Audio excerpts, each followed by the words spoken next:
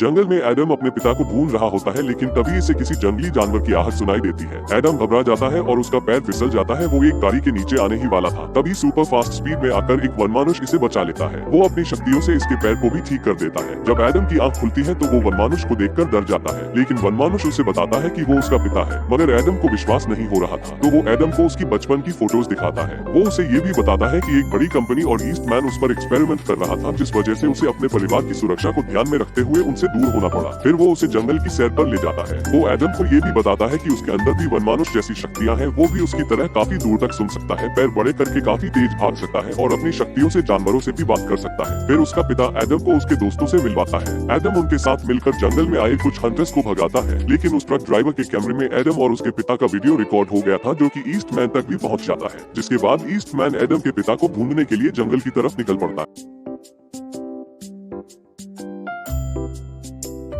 Movie की शुरुआत में हमें डॉक्टर हैरिसन को भागते हुए दिखाया जाता है। कुछ गुंडे उनको पकड़ने की कोशिश कर रहे होते हैं, मगर वह किसी भी हालत में उनके हाथ नहीं लगना चाहते थे, इसलिए वे वहां की पहाड़ी से नीचे कूद जाते हैं। हैरी के घर में उसकी एक बीवी सैली और उसका एक बेटा एडम होता है। आगे हमें 12 साल बाद का सीन दिखाया जाता है। एडम अब बड़ा हो चुका था। उसे स्कूल में टोनी नाम का एक लड़का हमेशा परेशान करता रहता था। वह चुंगम खाकर उसे एडम के बालों पर फेंक रहा होता है, जिसकी वजह से उसके टीचर उसे क्लास से बाहर निकाल देते हैं। एडम बाथरूम में जाकर अपने बालों को साफ करने लगता है, तभी वह देखता है उसके पैर अचानक से बड़े हो गए हैं और जूतों से बाहर आ गए हैं। वह समझ नहीं पा रहा था उसके साथ ये सब क्या हो रहा है। वो वहाँ के टिश्यू पेपर से अपने पैरों को ढक लेता है ताकि कोई उसे ऐसे ना देख सके, पर तभी वह नोटिस करता है उसकी सुनने की शक्ति भी काफी बढ़ गई है। टोनी अभी भी अपने दोस्तों के साथ मिलकर एडम को हैरेस करने की कोशिश कर रहा है। बास्केटबॉल को एडम की नाक पर दे मारता है और उसके बैग को भी छीन कर फेंक देता है।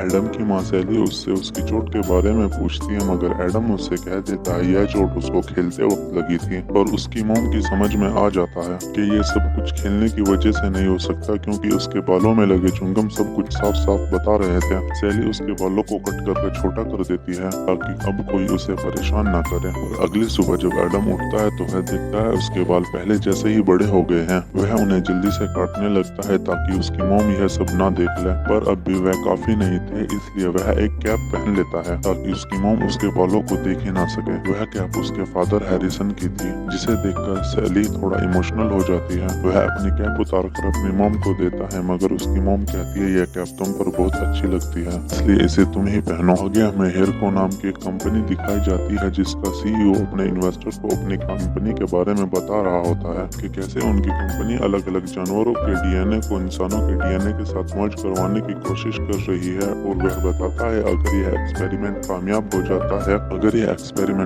हो जाता है तो इंसान को कभी भी किसी तरह की हेयर फॉल की प्रॉब्लम का सामना नहीं करना पड़ेगा। वह इस एक्सपेरिमेंट का ट्रायल अपनी ही कंपनी के एक इंटर्न पे करते हैं। वो हेयर की ग्रोथ को तो बढ़ा देते हैं, मगर उसके साइड इफेक्ट्स को वो भी कंट्रोल नहीं कर पाए। ईस्टमैन अपने इन्वेस्टर को भरोसा दिलाता है कि वह अपने इस फॉर्मूले को बहुत ही जल्दी सही कर लेंगे, और अगर यह एक बार सक्सेसफुल हो गया तो वह सोच भी नहीं सकते उनकी कंपनी कितना प्रॉफिट बनाएगी। इधर टोनी और उसके दोस्तों को एडम को परेशान करने की वजह से स्कूल से सस्पेंड कर दिया जाता है, पर स्कूल के प्रिंसिपल एडम को भी वार्न करते हैं कि वह उन सब से दूर ही रहे। एडम जब घर जा रहा होता है तो टोनी और टोनी के दोस्त आकर एडम को फिर से परेशान करने लगते हैं, मगर एडम कैसे भी करके अपने आप को बचाकर वहां से भागने लगता है। वह जल्दी से अपने घर पहुंचकर दरवाजे को अंदर से लॉक कर लेता है, मगर टोनी उसके घर का कांच तोड़कर भाग जाता है। एडम को अपने घर में एक जगह पर एक छिपा हुआ बॉक्स मिलता है, जिसमें बहुत से लेटर रखे हुए थे जो कि उसके डैड ने लिखे थे। वहीं पर उसको एक एड्रेस भी मिलता है। जब उसकी मॉम घर आती है तो एडम उससे उन लेटरों के बारे में पूछता है और बोलता है कि उसने उससे झूठ क्यों बोला कि उसके डैड मर चुके हैं, जबकि उसके डैड तो जिंदा होते हैं। एडम अपनी मॉम पे गुस्सा होकर अपने रूम में चला जाता है। वह उस एड्रेस को देखता है और बिना अपनी मॉम को बताए रात में ही उस एड्रेस के लिए निकल जाता है। वह एक ट्रक ड्राइवर से लिफ्ट लेता है जो उसे जल्दी ही उस एड्रेस तक पहुंचा देता है।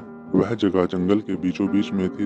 वह जंगल के अंदर चला जाता है और आवाज देने लगता है कि शायद उसके डैड वहाँ पर मिल जाएं। कुछ देर बाद उसे वहाँ पर कुछ हलचल दिखाई देती है। वो डर के मारे वहाँ से भागने लगता है, मगर भागते भागते वह एक ट्रैप में फंस जाता है और वहीं रोड के पास गिर जाता है। तभी एक बिगफुट आकर उसे बचा कर ले जाता है। ट्रक के डेस्क कैम में यह सब कुछ रिकॉर्ड हो जाता है। ट्रक का ड्राइवर कॉल करके पुलिस को यह सब बता देता है कि उसने एक रियल बिगफुट को देखा है और उसका वीडियो भी उसके पास है। यह खबर न्यूज में भी आ जाती है और जैसे ही ईस्टमैन उस फोटो को देखता है वह समझ जाता है यह बिगफुट और कोई नहीं बल्कि डॉक्टर हैरिसन ही है। वो लोग उसे कई साल से मरा हुआ समझ रहे थे। ईस्टमैन और उसकी कंपनी कब से उस बिगफुट को पकड़ने की कोशिश कर रहे थे, क्योंकि उसके डीएनए से वह हेयर ग्रोथ का फॉर्मूला बहुत ही आसानी से बना सकते थे। वह उस आदमी तक पहुंचते हैं जिसने यह फोटो खींची थी। वह आदमी उन्हें उस जगह पर ले जाता है जहां उसने उस बिगफुट को देखा था। उन्हें वहां पर एडम का बैग मिलता है और उसके आदमी उसके घर पर पहुंचते हैं और वे वहां जाकर तलाशी लेने लगते हैं, जहां पर उन्हें डॉक्टर हैरिसन का लेटर मिलता है। एडम की मॉम को जब पता लगता है एडम घर पर नहीं है तो वह भी एडम को ढूंढने के लिए हैरिसन के पास जाने लगती है। और इधर जब एडम की आंख खुलती है वह देखता है उसके सामने एक बिगफुट है। वह डर के मारे भागने लगता है, पर वह बिगफुट उसे पकड़ कर वापस ले आता है और एडम से बताता है कि वह उसका डैड हैरिसन है। एडम भी देखता है कि वहाँ पर उसकी और उसकी मोम की फोटो भी लगी होती है, मगर एडम को अभी भी यकीन नहीं हो रहा था कि उसके डैड एक बिगफुट है। हैरिसन उसे बताता है कि उसे यहाँ पर छुप कर रहना पड़ रहा है। इधर सैली जब वहाँ पहुँचती है तो वह देखती है वहाँ ईस्टमैन के आदमी पहले से ही मौजूद थे। वह सैली को पकड़ लेते हैं। हैरिसन एडम से उसकी बॉडी में होने वाले चेंजेस के बारे में पूछता है। वह उससे पूछता है क्या तुम्हारे भी हाथ और बैक पर बहुत सारे बाल उगते हैं, क्योंकि वह जब तुम्हारी उम्र का था तो उसे अपने हाथों और बैक को हमेशा शेव करके रखना पड़ता था। एडम बोलता है कि उसके हाथ और बैक पे बाल नहीं बढ़ते, बल्कि उसके सर के बाल बहुत जल्दी बढ़ जाते हैं और उसके पैर अचानक से कभी कभी बहुत बड़े हो जाते हैं। और हैरिसन एडम से बताता है ट्रैप में फंसने के कारण एडम का पैर घायल हो गया था, लेकिन उसने उसे हील कर दिया होता है क्योंकि बिगफुट के पास हील करने की पावर होती है। एडम यह जानकर बहुत खुश होता है और उसे अब यकीन हो गया था कि वही उसके डैड हैं। हैरिसन एडम को पूरे जंगल की सैर करवाता है, पर थोड़ी देर बाद ही एडम के पैर फिर से बड़े हो जाते हैं और उसे बहुत सी आवाजें सुनाई देने लगती हैं। हैरिसन उसे गहरी सांस लेने को कहता है और उस आवाज पे फोकस करने के लिए बोलता है। एडम बहुत दूर की साउंड को भी बहुत क्लियरली सुन पा रहा था। हैरिसन उसको बड़े पैरों का कमाल दिखाता है जिनकी मदद से वह बहुत ही तेजी से दौड़ सकता था। हैरिसन उसको अपने जंगल के कुछ दोस्तों से मिलवाता है, जिसमें एक वुड कटर, 2 रकून और एक बड़ा सा बियर भी होता है। वह एडम को उन जानवरों से बात करना भी सिखाता है। तभी हैरिसन के पास एक गिलहरी भागती हुई आती है और उसे बताती है जंगल में कुछ हंटर्स शिकार करने के लिए आए हुए होते हैं। वो सभी भागते हुए उन हंटर्स के पास पहुंचते हैं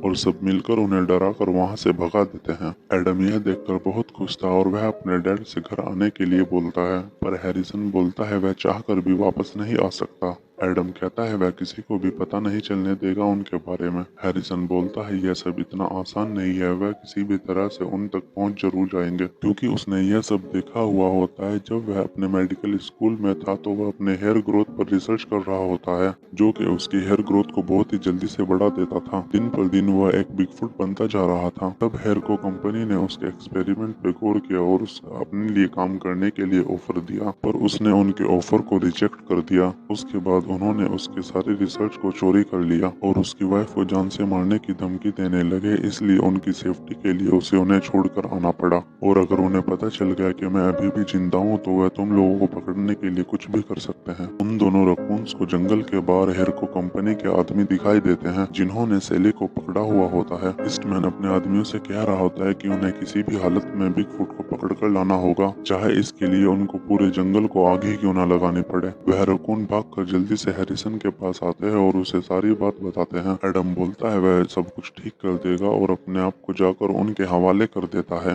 वो एडम को भी उसकी मोम के पास ही ले जाकर बंद कर देते हैं, पर कुछ देर बाद ईस्टमैन एडम को अपने साथ ले जाता है। ईस्टमैन एडम से पूछता है कि उसके फादर कहाँ है, लेकिन एडम उसे कुछ भी बताने से साफ मना कर देता है। ईस्टमैन अपने आदमियों से जंगल में आग लगाने को कहता है और एडम को भी कार में बंद करके उसी आग में धकेल देता है। कार में आग लग जाती है और एडम मदद के लिए चिल्ला चिल्लाने लगता है। तभी हम देखते हैं वहाँ पर बिग फुट आकर एडम को बचा लेता है, पर तभी ईस्टमैन उसे इंजेक्शन से शूट करके बेहोश कर देता है, क्योंकि यही उसका प्लान था। वो लोग हैरिसन को लेकर वहाँ से चले जाते हैं। एडम बाकी सभी जानवरों के साथ मिलकर अपने डैड को छुड़ाने का प्लान बनाता है। हैरिसन को हेयर को कंपनी की लैब में पकड़ कर रखा हुआ होता है, जहाँ पर उसका साइंटिस्ट उस पर एक्सपेरिमेंट कर रहा होता है। हैरिसन कहता है वह किसी भी हाल में उनके लिए काम नहीं करेगा। ईस्टमैन उसको उसकी फैमिली को नुकसान पहुंचाने की धमकी देता है और उसका साइंटिस्ट हैरिसन की मदद से अपना पहला एक्सपेरिमेंट ट्राई करता है और वह काफी ज्यादा सक्सेसफुल भी रहता है। पर उसका साइंटिस्ट कहता है कि उसके डीएनए में भी कुछ काम करना बाकी है। उसके होते ही उसका फॉर्मूला मार्केट के लिए रेडी हो जाएगा। ईस्टमैन उसे काम को तेजी से करने के लिए बोलकर वहाँ से चला जाता है। इधर एडम अपने जानवरों के साथ हेयर कॉम में पहुंच चुका था। वह वहाँ के सारे गार्ड्स और कैमरों से छुप कर वहाँ के कंट्रोल रूम तक पहुँच जाता है और वहाँ से वह पता करते हैं उसके डैड कहाँ पर बंद है। वहाँ के लॉकर में एडम को एक फ्लेयर गन मिलती है, जिसे वह अपने पास ही रख लेता है और वो सब हैरिसन के कमरे की तरफ बढ़ जाते हैं। वो बियर और सभी जानवर वहाँ के सभी गार्ड से एडम का पीछा छुड़वा रहे थे, पर बहुत जल्द वो सभी जानवर एक एक करके पकड़े जाते हैं और एडम सबसे बचता हुआ हैरिसन के कमरे में पहुँच जाता है। वह उससे चलने को बोलता है, लेकिन हैरिसन उससे कहता है कि वह उसके साथ नहीं चल सकता, क्योंकि इसके चलते वह और उसकी मोम खतरे में आ सकते हैं। ईस्टमैन भी तब तक वहाँ पर आ जाता है और उसके हाथ में एडम को पकड़कर वहाँ से ले जाते हैं, पर एडम इतनी जल्दी हार मानने वालों में से नहीं था। वह वहाँ का फायर अलार्म बजाकर वहाँ से भाग जाता है, जिसकी वजह से पूरी कंपनी में भगदड़ मच जाती है।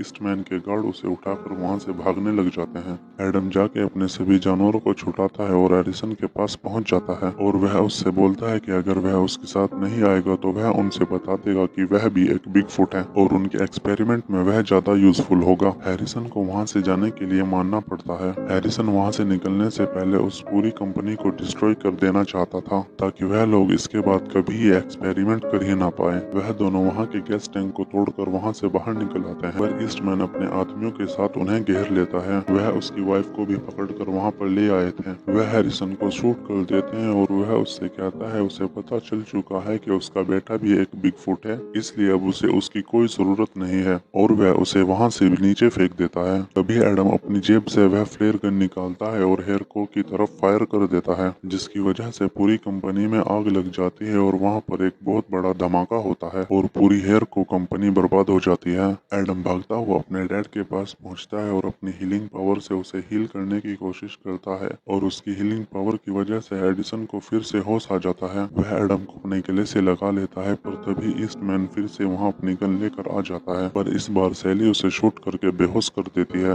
वहाँ उन्हें यह भी पता चलता है ईस्टमैन एक गंजा आदमी था, इसलिए शायद वह बालों को लेकर इतना ऑब्सेस्ड था। ईस्टमैन को जेल हो जाती है और हैरिसन अपने जानवरों के साथ एडम के साथ ही रहने लगता है। एडम उस बियर की मदद से टोनी और उसके दोस्तों को भी अच्छे से सबक सिखाता है और इसके साथ यह मूवी यहीं पर खत्म हो जाती है। वीडियो अगर अच्छी लगी हो तो do like and subscribe my channel.